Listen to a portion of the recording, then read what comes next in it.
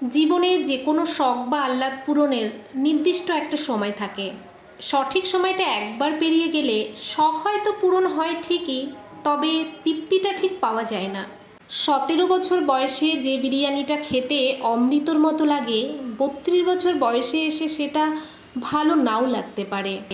18 বছর বয়সে সমবয়সী কারোর সাথে পাঞ্জাবি বা শাড়ি পরে বাইকে চেপে এই পথ যদি না শেষ হয় বলতে বলতে নিজের পছন্দ মতো জায়গায় যেতে রোমান্টিক লাগে। 36-এ পা দিয়ে একই কাজ করতে রোমান্টিক লাগবেই তার কোনো গ্যারান্টি নেই। একদিন নিজের ছাদে বাগান করব, এই আশায় বসে থেকে যেই মানুষটি বারান্দার টবের কোণে গোলাপের চারা লাগালো না, ছাদ হওয়ার পর দেখা গেল সেই মানুষটির আর বাগান করার সময় নেই। একদিন চাকরি করে বাবা মাকে দামি দামি জিনিস কিনে দেওয়ার স্বপ্ন দেখা মানুষটি চাকরি করে টাকা কামাবে ঠিকই, কিন্তু ততদিনে বাবা মা এই দুনিয়াতে নাও থাকতে পারে। জীবনের ছোটোখাটো শখ আহ্লাদ খুব দামি জিনিস। এগুলো একটা মানুষের হৃদয়কে জীবিত রাখে।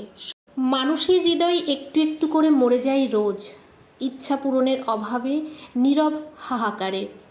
অনেক টাকা জমলে একদিন খাবো, এই চিন্তা না করে অল্প কিছু টাকা জমিয়ে এক্ষুনি খেয়ে আসুন পছন্দের খাবারটা। বিশ্বাস করুন, জীবনের শ্রেষ্ঠ স্বাদটা পাবেন।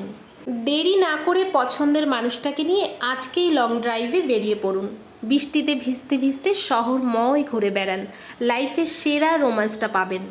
নিজের ছাদে বাগান হবে এই আশায় বসে না থেকে ভাড়া বাড়ির বারান্দার টবেই লাগিয়ে ফেলুন পছন্দের গোলাপের চারাটা।